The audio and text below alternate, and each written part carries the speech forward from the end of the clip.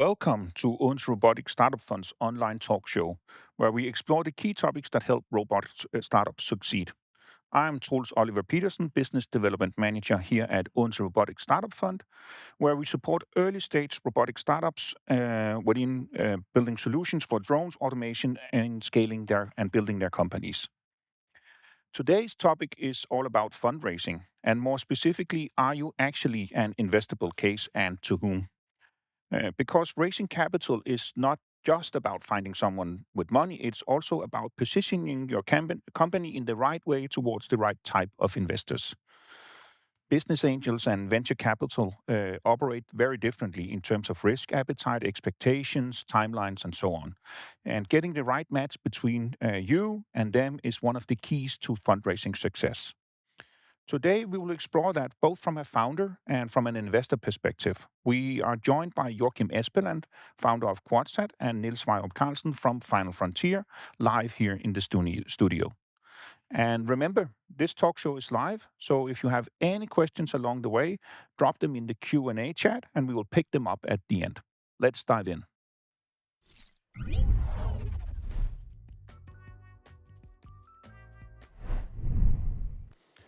First up, let's welcome Joachim Espeland, founder of QuadSat. Great to have you with us, Joachim. Thank you, Truls. Pleasure to be here. Before we dive into fundraising, let's start with a quick introduction. Could you tell us just briefly about you and QuadSat? Yeah, sure. So I used to work in the oil and gas sector before starting QuadSat, and one of the things that I was working with there was actually testing antennas on board ships. The ships were using this for high-speed internet connection, and was really important for the ships to have connections to do their job.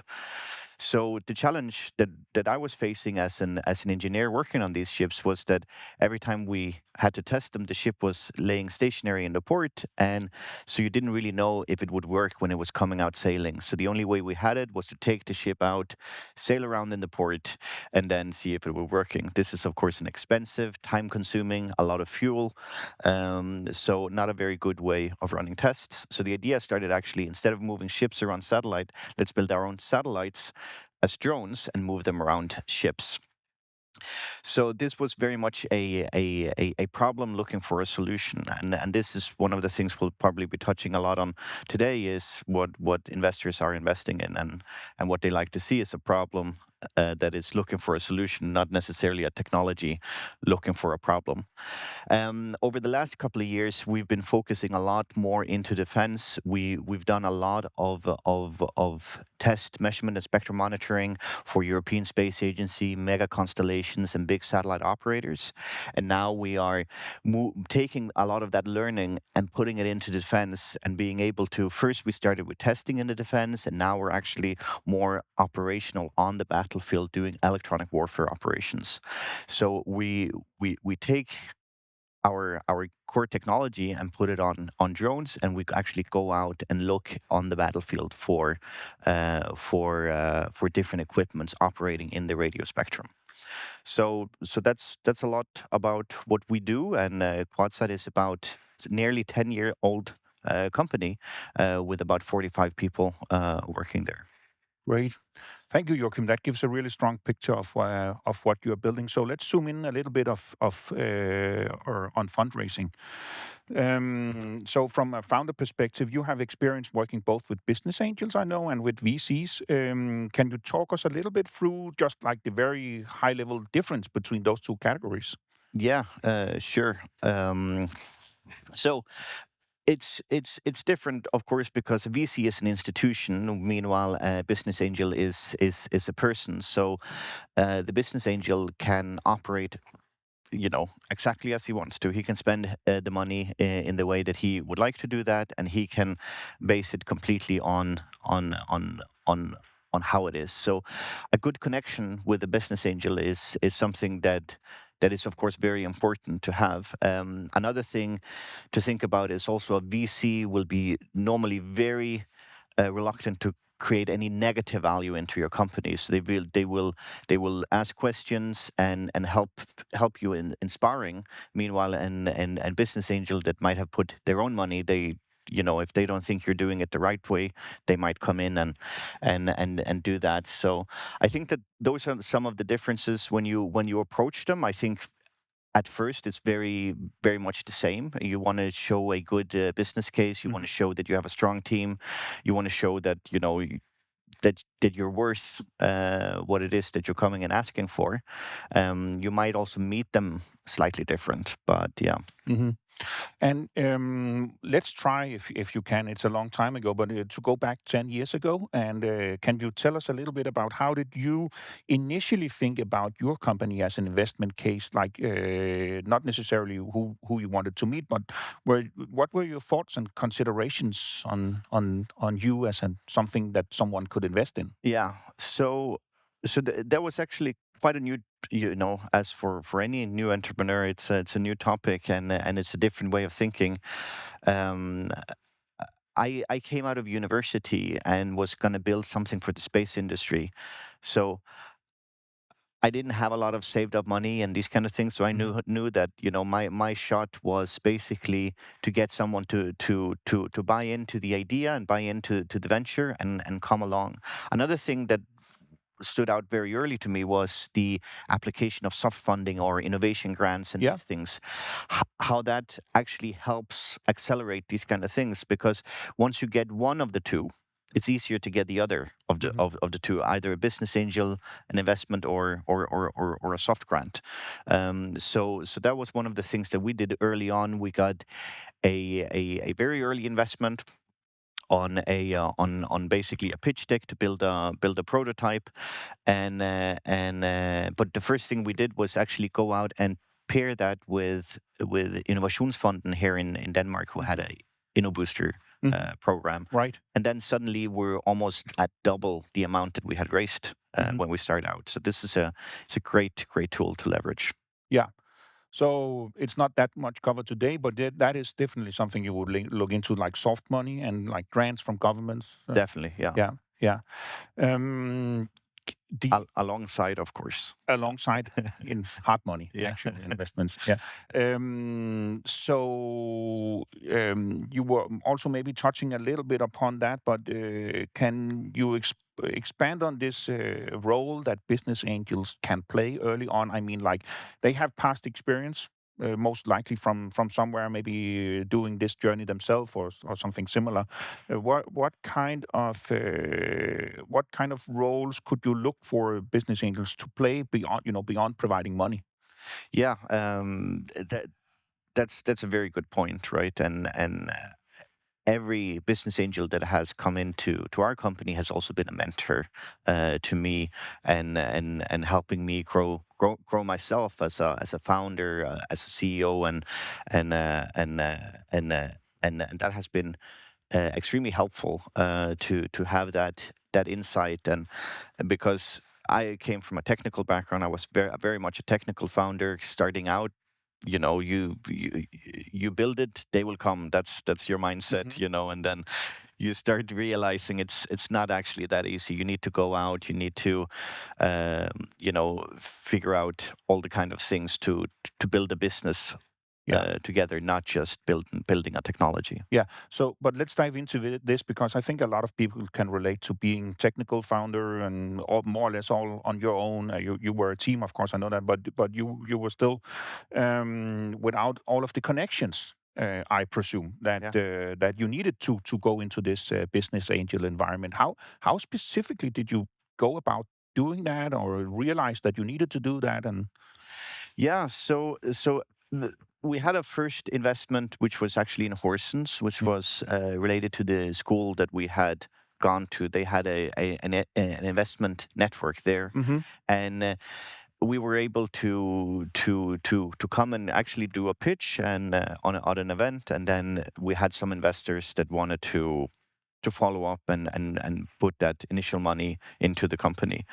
As we were growing, we were also meeting people in the industry, in Mm-hmm. the network, right? And Helge Munk is one of our uh, early and big investors as an angel investor, and we got so well along, and he had a lot of experience that that we could learn from, and so he was an obvious one that what we wanted to have and join our team, Hmm. and having to then you reach out and you have a sit down and you explain, and then that worked out quite well as well. Hmm. Mm. And how did you then meet that? So, or how do you go about meeting people? Or So that's, there's a lot of events in yeah, the ecosystem, yeah, and you go there, and you you hear things about people as well. yeah. So you think that, oh, that's a guy that will be good to know, Hmm. and these kind of things.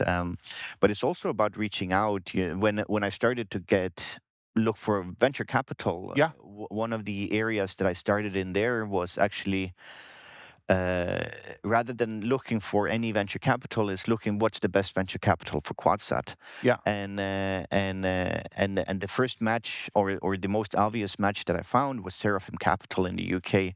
They were building a world's first, or space tech fund, or something like that. I looked at their portfolio. I looked at the companies that were investing into the company, basically, and that was a lot of our customers investing. A lot of the customers that I wanted for the Hmm. future was already investing into them. Hmm. So then I picked up the phone and called the main number, and introduced myself. Yeah, really? Yeah, yeah. Yeah, That's how I did it. yeah. And I was able to set up a meeting, and I got one of the investors on the call, and yeah, he really liked the idea, Hmm. but they were Series A plus investors, Yeah, and we were, seed not to that pre far. seed. Yeah. so so he laughed a lot, and Yeah. we had a good time. But he said that he invited me to come to the space camp.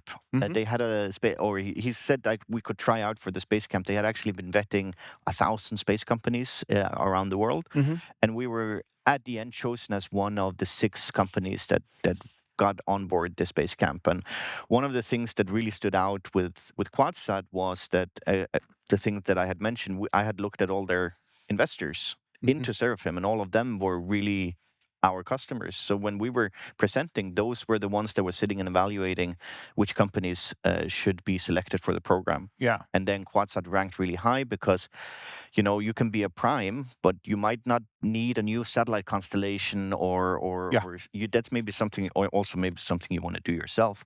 But having your antennas calibrated, that's something all of them need. Hmm. So yeah. Yeah. Yeah, and I think you probably then almost said it without saying it, but the reason you ventured into venture capital was not just from a money perspective or like money for scaling. It also had to do with getting attention in the industry and Yes. stuff like that. Yeah, Yeah, exactly, yeah, exactly. So that's of course also a big part of it. Being able to raise venture capital from a reputable yeah. investor, has a good signal that comes with it, and that venture capital, all they do is, or a lot of what they do, is networking and meeting the kind of companies that we're working with at a very high level, Hmm. right? So one of the things that we've done is, maybe I'll get an introduction from them at a high level while I'm working with somebody on the technology level within the organization, because the organizations themselves are so big that it's hard to navigate. Yeah, So you need kind of somebody to maybe be pulling on from the innovation management side, as well as the antenna right. people are doing that. So that's a good way of kind of getting that together. So that's something you did like very deliberately. Yeah. Yeah, how do you build that? Or when did you realize that you had to do that, or how did you realize that? Uh, I mean, not sure. No. It made a lot of sense, Yeah. kind of from very early start, Right. that that in the companies, you need one ambassador, and you need one to be able to pay the bill that you're sending, basically. So Hmm. what I was good at early was building up a lot of ambassadors within large companies that were Right. really pushing was pushing our company Yeah. within their own companies. Yeah. And Yeah. that's something that made it really much easier to work with. I can't imagine doing it in any other way, to be No. honest. No. No. No. Maybe is that specific to your industry, you think, or is that, applicable in multiple industries or? I think it's probably very applicable to things like what the business I was kind of getting into, like Mhm. certification, approvals, and these kind of things, where you're taking something that has been state of the art, and or you're taking something that has been established, and you're bringing in something that is changing Mhm. how the organization is operating, Yeah. because big organizations are quite resistant to change, Yeah.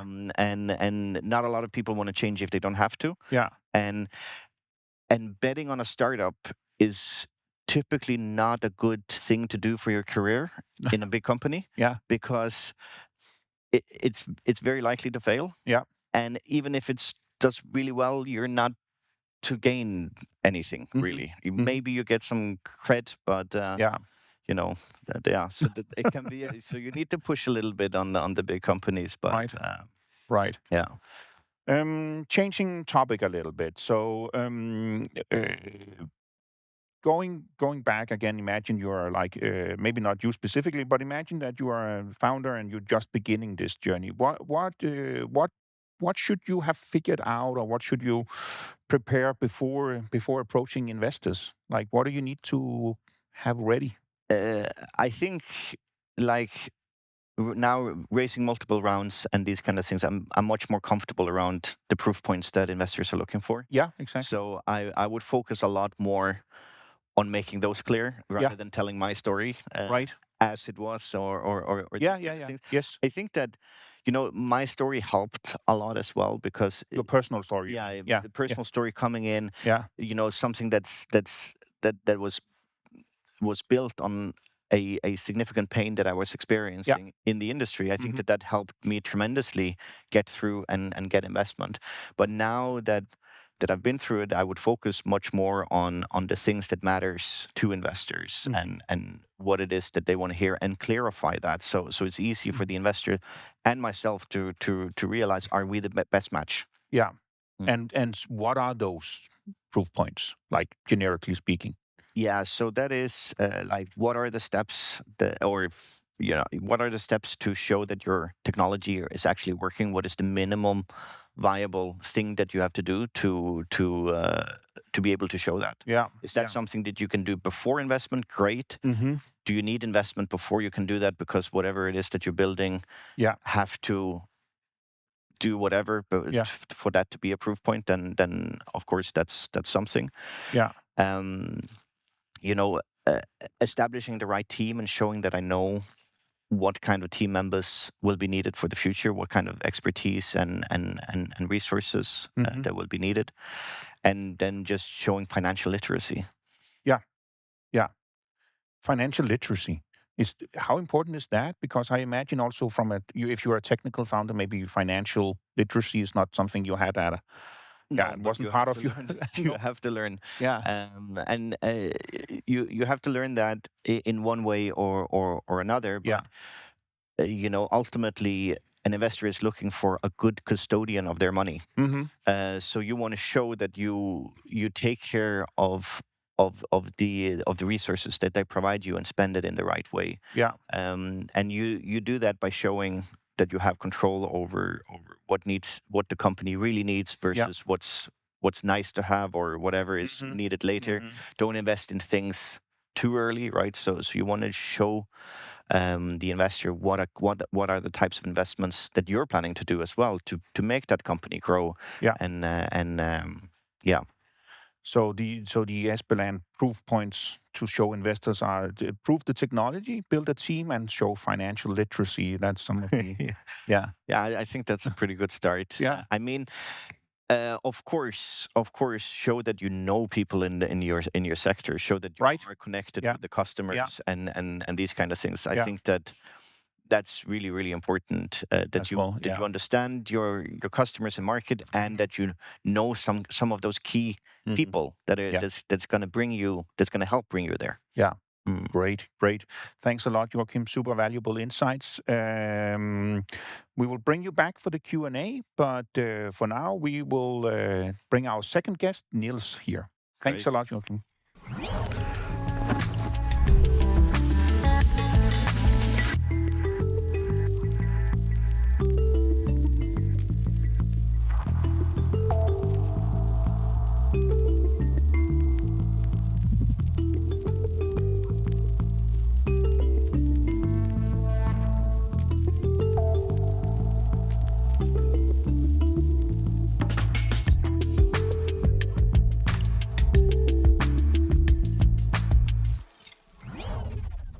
Now, welcome to you, Nils, from Final Frontier. Just to start out, could you briefly introduce yourself and your fund?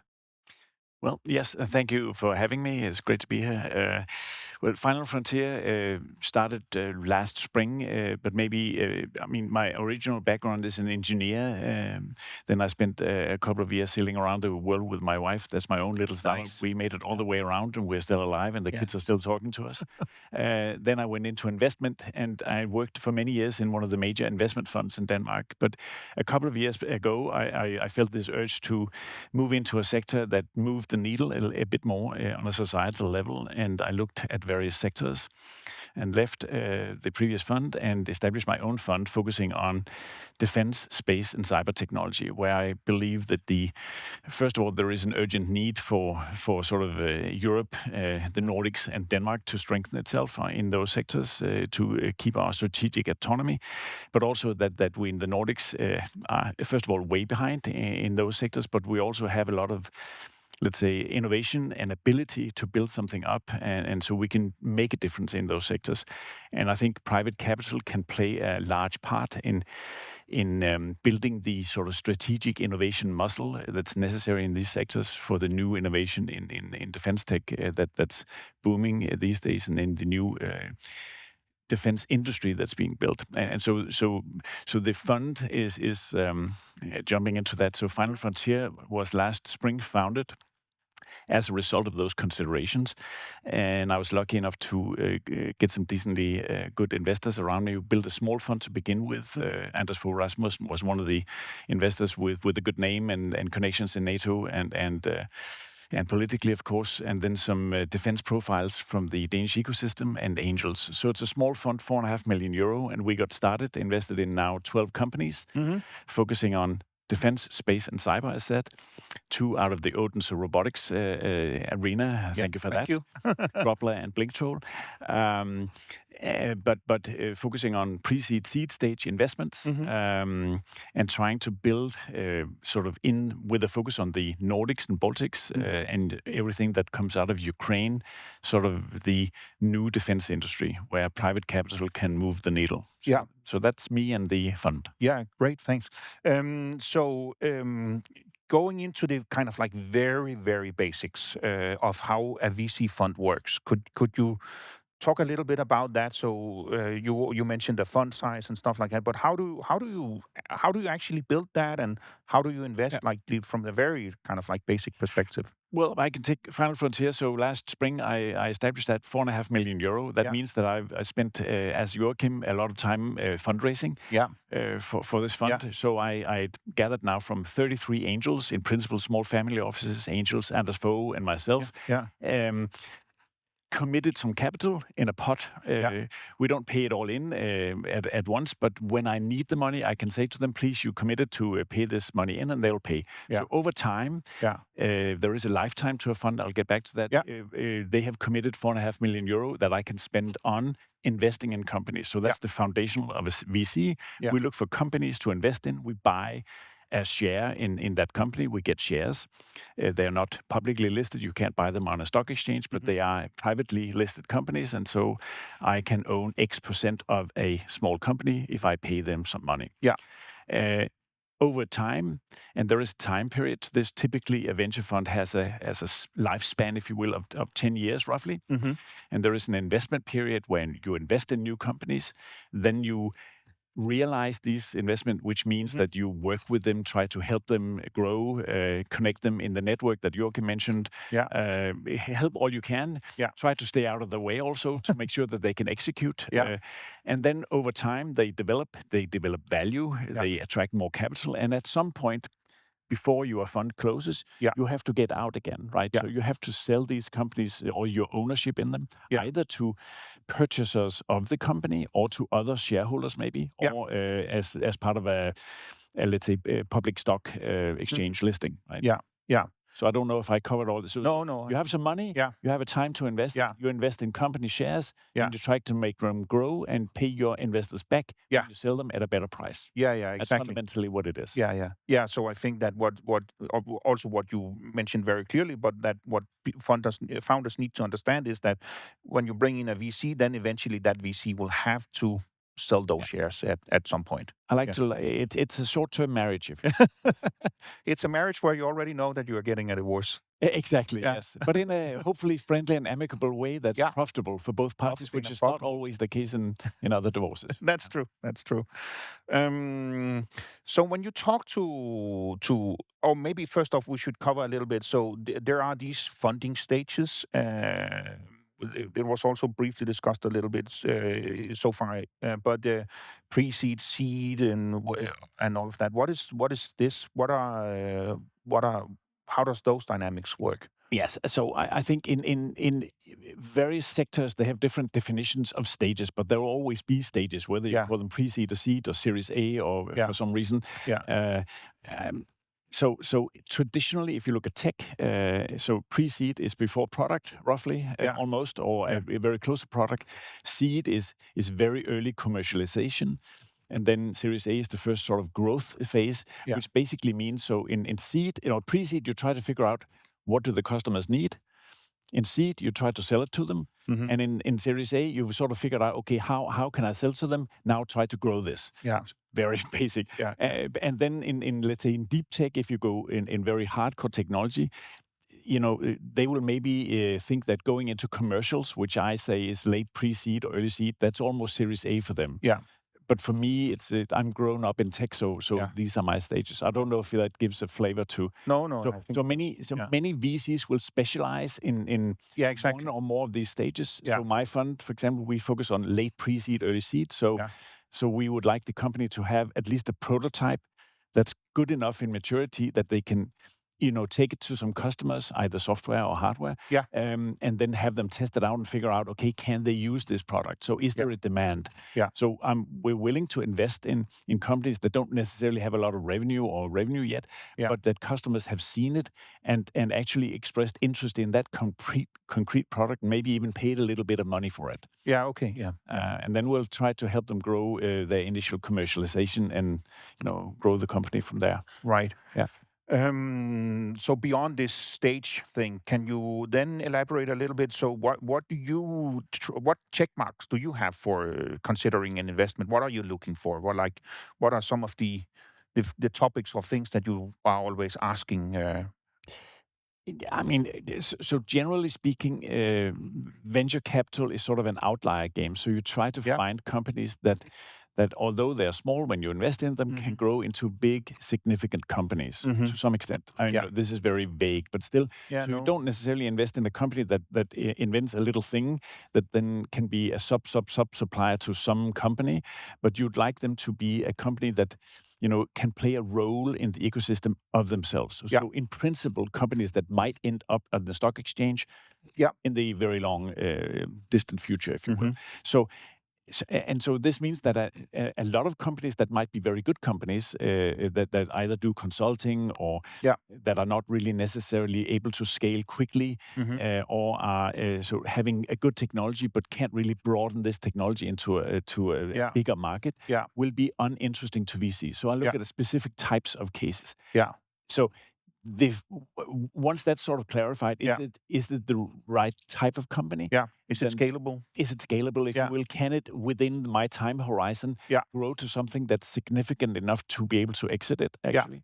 And so this actually narrows the scope of a VC fund down to a few companies. And this does not mean that all the other companies are not relevant or not interesting. They're just not for a VC, Yeah. which is Yeah. quite important if you're a founder to figure out, am I more to organic growth Yeah. or angel investment only? Yeah. Or can I actually go the VC route, which means a lot of sacrifice and super, super hard work Yeah. in order to make this happen over time. You have to commit your life to this. Yeah. Yeah. And so that brings me to team, which is the most important parameter. If you look at teams like that, you need to look into the eyes of these people. Do they have first of all, of course, the competence and the network, but also the passion and drive? and understanding of what it is that they want to create with this company. Have they felt this pain themselves, which Yeah. is a good thing? Yeah. And do they also have the drive and passion necessary to build a big company over a long period of time? Yeah. Can they execute, if you will? And so that's, I mean, so I think before we went into this conversation, I joked that you ask, okay, what are the criteria? Say Yeah. team, team, team, and Yeah. it's pretty close to the truth. But you Yeah. also, of course, need to have a product. But this product, it's more importantly that what it is, that it actually has sort of a good position in the market, and this timing of the market is the right one. So it might be a really good technology, but its timing doesn't really reflect the market maturity. Right. So team timing, and Yeah. then of course, do they have some traction? Can they, show something that actually, to Joachim's point about financial literacy, I really Yeah. like that actually, Yeah. which ties into a little bit of that. Can they actually grow a real business? Yeah. And how do you evaluate? So the team, if we dive into that, how do you evaluate if a team can execute, or that they have, like, when you see them in the eyes, or what? How do you go about that? I have to admit that there are certain elements of gut feeling to that. Yeah. So Yeah. you have dialogues with them, you Yeah. talk to them, Yeah. also figure out, okay, what is it they want with life? Yeah. Why did they found this company? Yeah. Who are their team members? It shows a lot about a person, who they hire and who they work with. Yeah. So to meet the team. Yeah. You could also say that if they have started up something previously, that is an advantage. Not everybody has that, but, No. No. but then you can actually check out, okay, can they execute? Mm-hmm. And are they still willing to execute, which is important, right? So Yeah. are they so tired from the previous journey that they just want to play golf, or do they actually want to do it again? Yeah. Right. Yeah. So and then you can do all sorts of tests and reference taking. I think Yeah. reference taking is the most important thing. Yeah. So So, but you do that. yes, I do. Yeah. Yeah. Yeah. So you try to get into contact with old colleagues or Yes. other mentors from the past or whatever. Exactly. Yeah. Sometimes when you're pressured for time, not deep enough, but we No. do. And also, I think early customers, if they have some, Yeah. would be a very important thing in Yeah. my due diligence. Yeah. And even collaboration partners. How Right. are these people to work with? Yeah. Yeah. Yeah. That makes sense.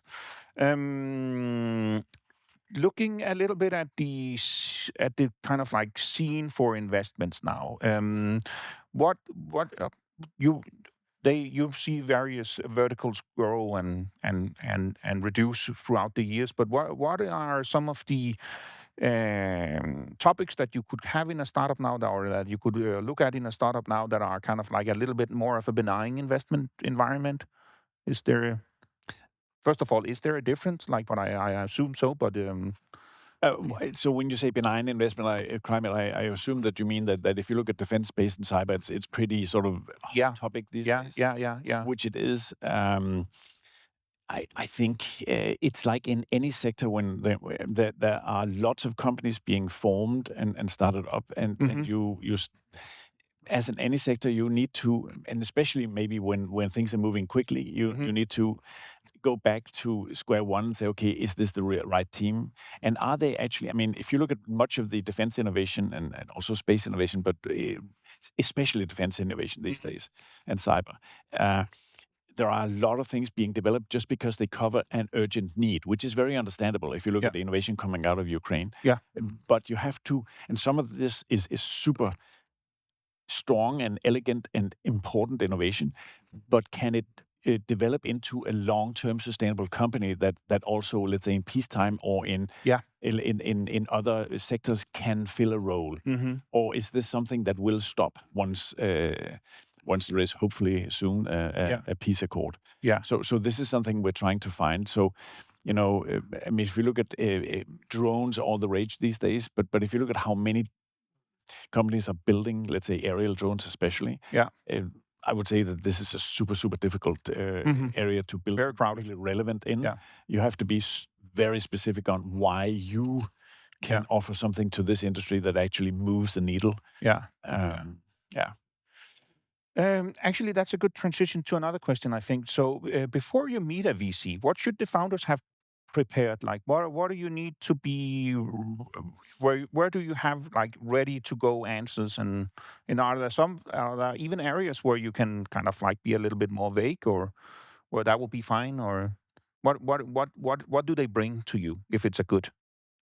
No, I think vague is never really good. I mean, it's you have to be clear, Yeah, but of course you have to somehow communicate to this investor that this company, because of your competence, your network in the industry, your insight in this industry, that you found a way to yeah, create something which has true and significant value, yeah, and you're the right team to build this. I know this is very vague, but this is the feeling you have to give the investor that yeah, they can come onto a ship that might turn into a rocket ship, yeah, right? And it developed quickly because it's plausible that these persons, this team, mm, have found some angle in this industry mhm, that actually delivers something to the market which is meaningful, has impact, and yeah, therefore creates value, right? And so this is the thing you need to. So one of the often made mistakes I see is that yeah, they're not really clear on. So they would like my investment, yeah, yes, yeah, but for what? I mean, so what do they expect to build with that? And I'm not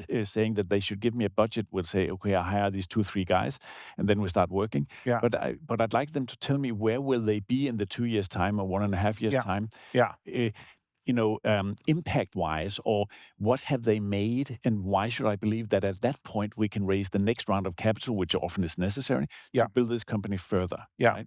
So they need to give me sort of a relatively well laid out roadmap yeah, that looks like it's really interesting and yeah, plausible to me. yeah. Yeah. So there is something about what they need you and your funds for, but Yeah. it also seems like you kind of like what you are saying there is it's the really develop an overall storyline Yes. is very very crucial.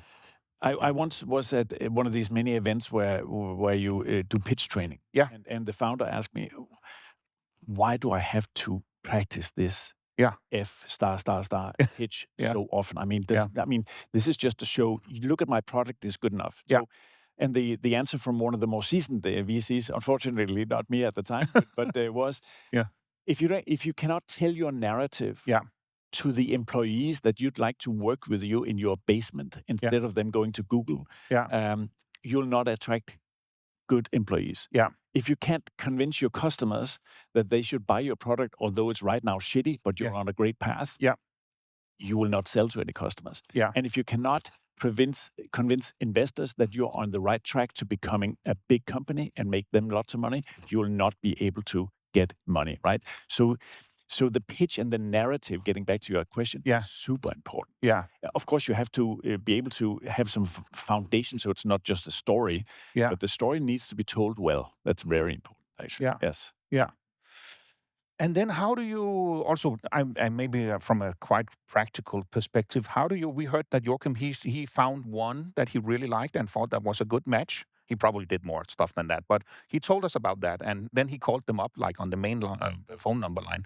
But what are, beyond that, which was successful, what are good ways to meet VCs You have to admit, I mean, what Joachim did was pretty impressive, and I think he's and pretty rare? good. He's a good salesman because it's not normal you go through like that. No. Actually, of course, any VC. I mean, you'll be stupid not to take calls and not to take emails. You react to everything, Yeah. but the easiest way to get through to a VC is to get a warm introduction by somebody the VC trusts. Yeah. Either some of their own portfolio companies, amazing. I mean, one of the Yeah. best tricks I heard from a previous company I invested in was Yeah. they basically looked at the portfolio of this VC, Yeah. then they sold their product service to many of these companies. Nice. And then they went to pitch to them and say, hey, Yeah. by the way, your portfolio companies are all our customers. Yeah.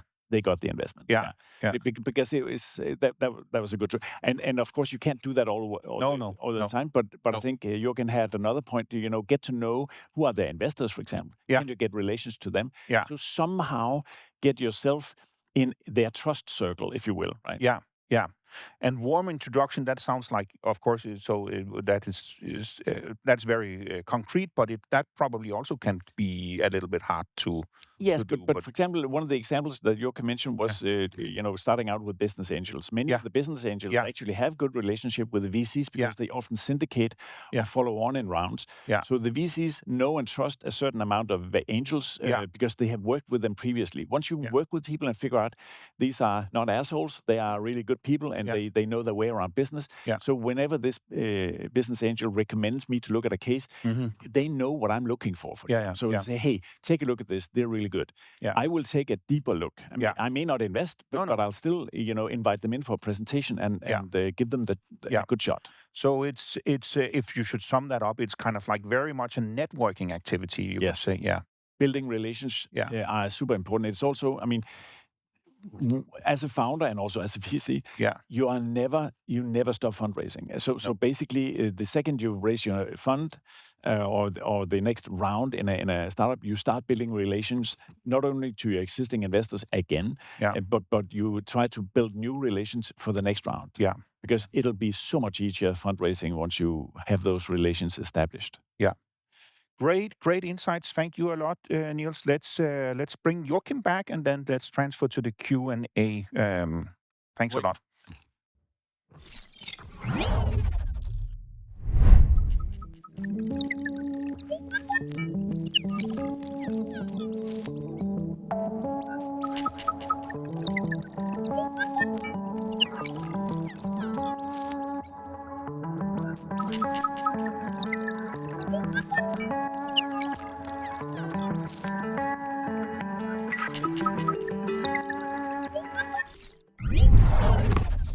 Yeah, great. Thanks a lot for all of your questions out there. Uh,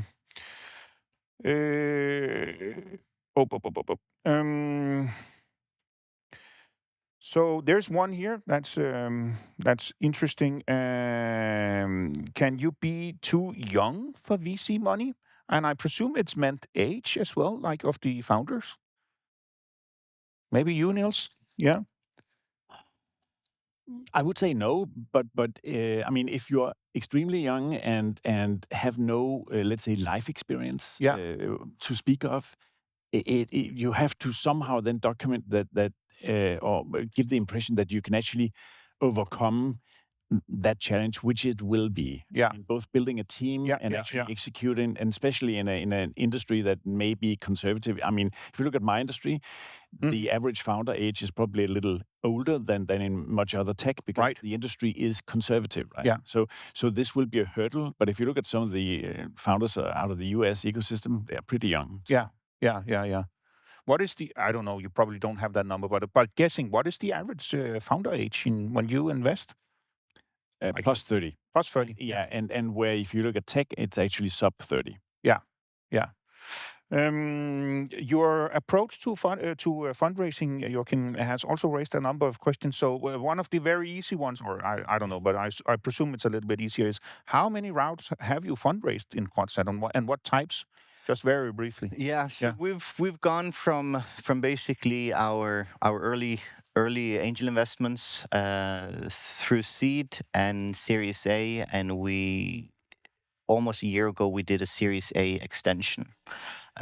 So we've raised somewhere around 20 million euros Mm-hmm. altogether, and then of course soft Yeah. funding Yeah. as well. And you Um, did BA and VC and Yes, all of yes. that. So Yeah. we have three VCs on board. That's so. I mentioned earlier I got Seraphim Capital on board. Mm-hmm. One of the good things about having them on board is that they're a specialized investor. So it Mm-hmm. makes it much easier to then go to a general investor. Mm-hmm. So basically, I then went to IFO, now Vex Fund, and earlier the Danish Sovereign Wealth Fund, Yeah. which were a more general investor, and I had a hard time explaining the importance of antenna testing Yeah. earlier in my fundraising Yeah. time. But bringing back Seraphim from the UK, which was a specialized investor, gave a lot of momentum, and actually I was able to reopen my case and actually get the investment from IFO. Yeah. Mm. Because it was a specialist VC. Yeah, Yeah. yeah. Yeah. Someone is also asking you, Joachim, how do you approach this ambassador acquiring work within some of these big companies? It's always different, Yeah. right? You need to find something that resonates. So that resonates on both sides. Hmm. So it's typically people that are very passionate in their job. They really care about the work that they're doing, and they see that the technology that you have Yeah. So they're tech people.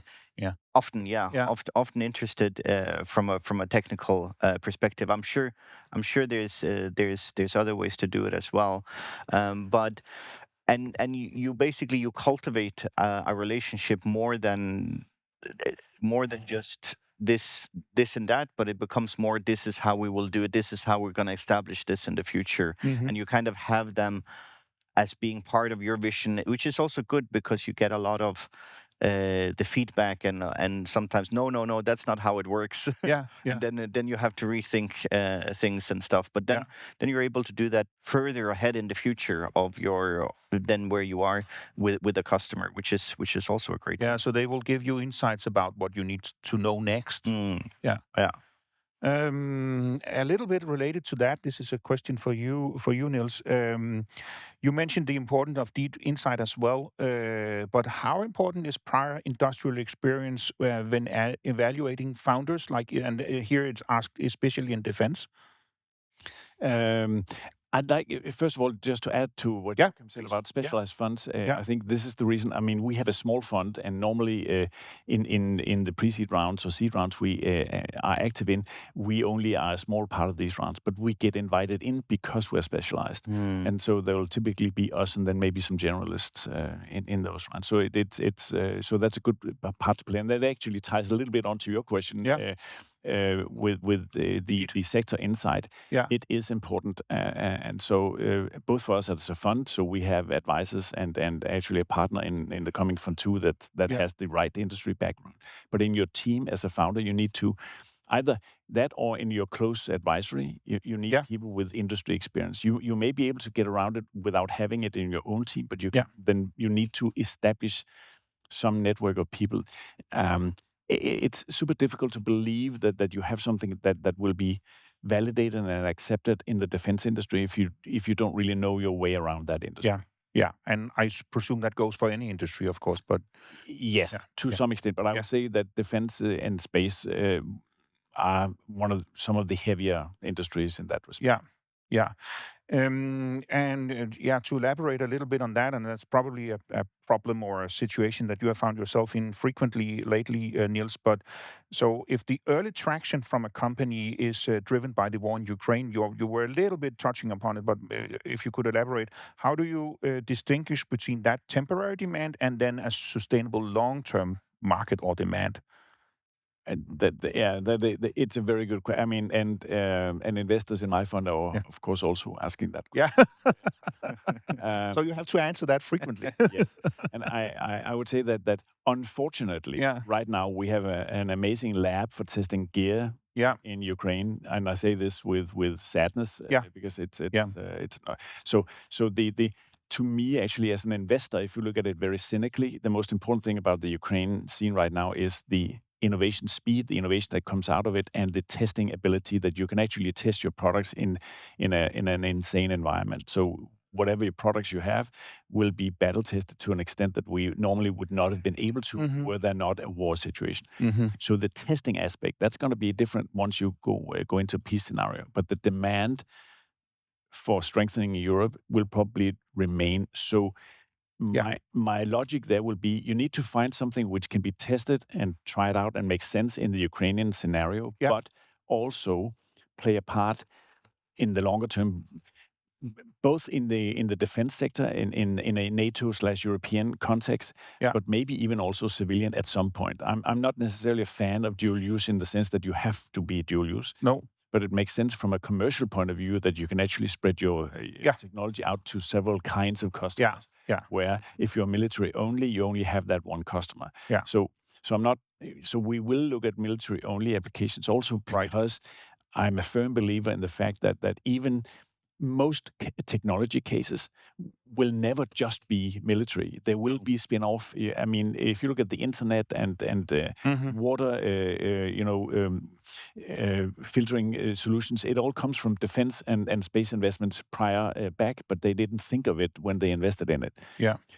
I know this was a long-winded answer, but I think so. We look for cases that have not only an immediate need in this war situation, but Mhm. also have a broader applicability in Europe, NATO. Yeah. Someone is also asking, that should be very easy to cover. You as well, Niels. Are you doing a fund too, or is that too early to say? They ask, but I think I'm definitely doing a fund too, yeah, but it of course depends. It depends whether I can get investors to chip in, and it's looking good. But yeah, fundraising, as Joachim can yeah, testify, is never easy. But it's looking okay. I think my fund one investors are very positive. It's going well in the fund one. It's actually already 50% more worth than when we started a year ago. So yeah. that's pretty unnormal for a Very VC decent. fund. Yeah. Yeah, So they're happy and continuing. And yeah, so I already have a lot of soft commitments actually. But let's see. yeah, There will be a fund too. I'm a stubborn person, so yeah. Okay, it'll yeah, hopefully happen during this year. yeah. Great. Good to know. I'll change back to you, Joachim, because someone is also asking you a little bit about future stuff. So, where is Quadsat in 10 years? Is the question. So Quadsat in 10 years, I assume will be on the stock exchange. Yeah.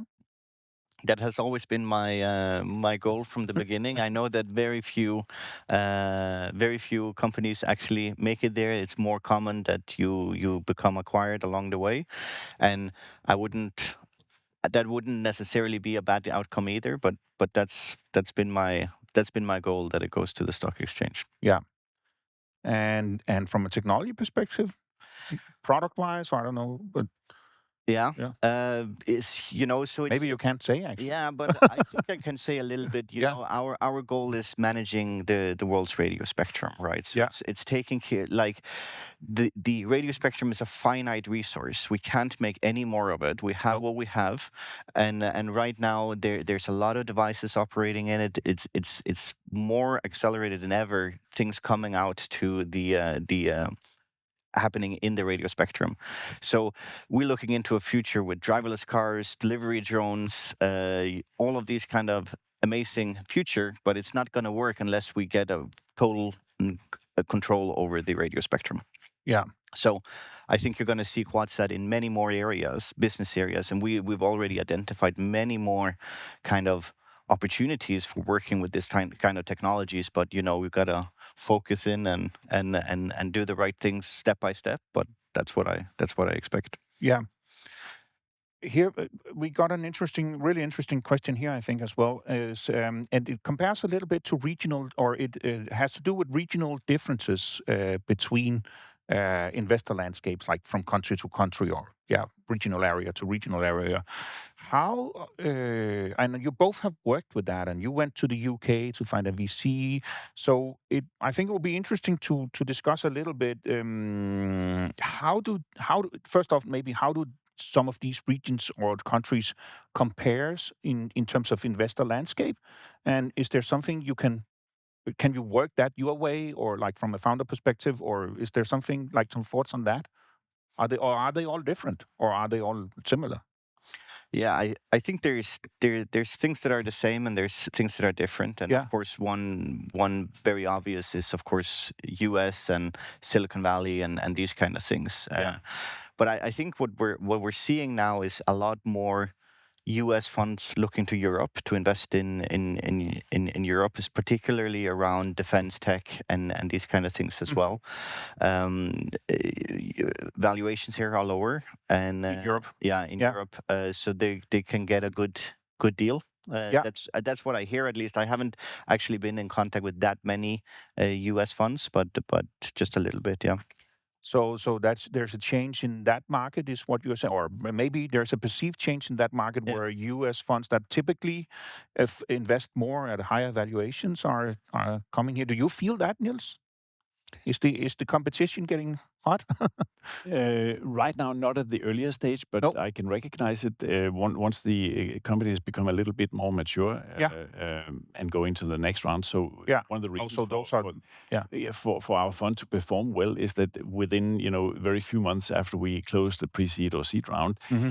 new investors came in. Both rounds were driven by U.S. VCs Really? and Yeah. driven up the value 3 times Yeah. in the matter of months, Yeah. which is mostly driven by an increased appetite for risk and not so much on necessarily a market change in a couple of months' time, right? Okay. Yeah. So there is definitely the observation that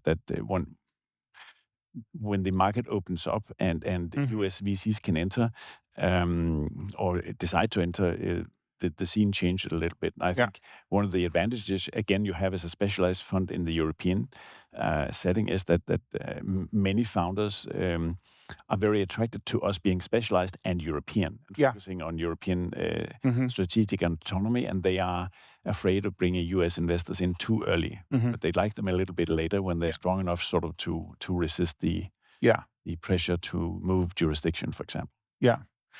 So this is this in terms of lessons learned. So I think that uh, if you do it the right way, then as a fund strategy, looking into getting U.S. investors on later on, that will increase your the workings of your fund, and then you can specialize in the earlier stages. So there's a sweet spot there from an investment perspective, maybe.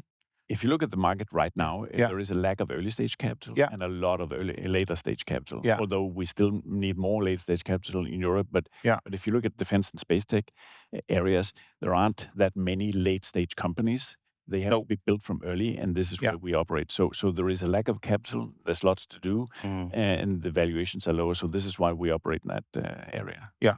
Also Yeah. because I love it. Yeah. Like It's working more with early interesting. stage companies, it's much more interesting than Yeah. the later stages, I have Yeah. to say. Yeah. And then from a founder perspective, are there some lessons here that can be learned from this shift, or not really? I don't know, but Yeah, I mean, there's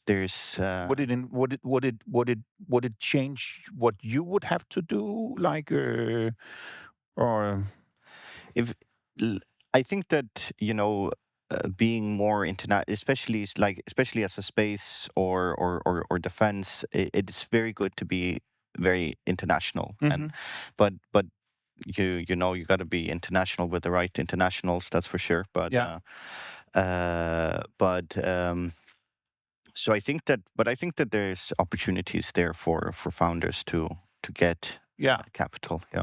But you wouldn't necessarily, maybe also not speaking about these recent shifts, you would not necessarily try to go to the US to get more capital, or there are other. I will speak with American investors. Yeah. Yeah. Yeah, but as an early stage.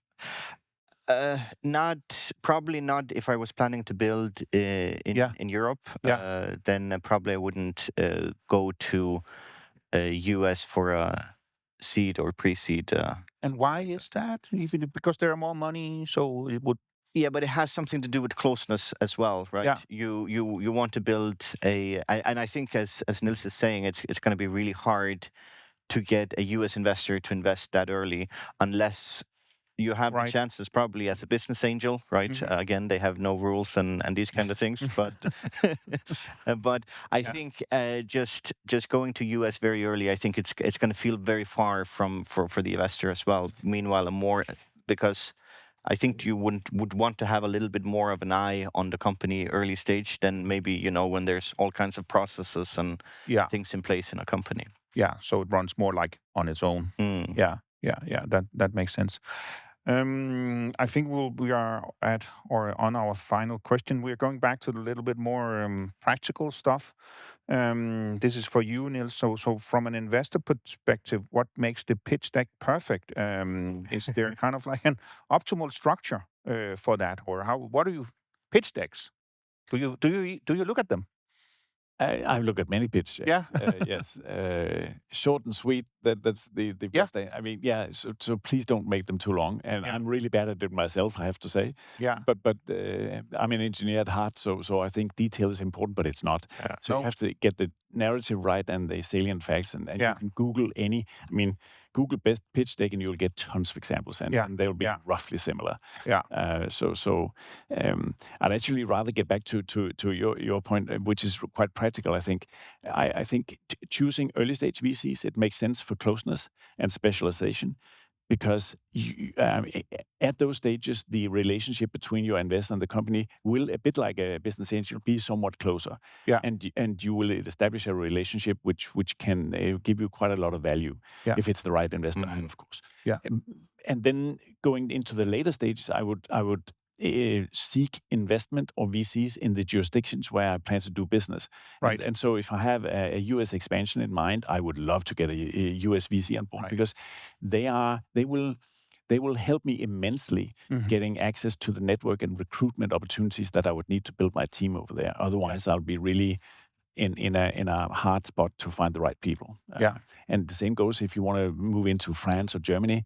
Get those countries' investors on board when you move into their countries. Yeah, so think about it strategically like that. Yeah, also from a sales perspective. Takers can't be choosers, but if you have more options, then try to go for that. Yeah. I think for the you have one sentence I heard you say before, Joachim, which is like 80% accurate, or like, do you know what I'm talking about? 80%. On your pitch deck, be 80% accurate and 100% clear. Yeah. Rather than the opposite. And also I would also never lie, but it's okay to lie is a hard word, but you you have to be able to substantiate what you say in the pitch deck, but it's okay to tighten the arrow bow a little. So Great. Create a good narrative and a vision. Great stuff. Thank you for being here. Thank you for this great conversation. We're out of time, so we can discuss afterwards as well. But this was it for the broadcast, at least. Thank you to both of you for joining us. So we hope that this gave you a more clear understanding of how to position yourself as an investment case, and how to navigate between business angels and venture capital, and what they are in the first place. We'll be back soon. And until then, know your story, know your investors, and keep building the future. Thank you.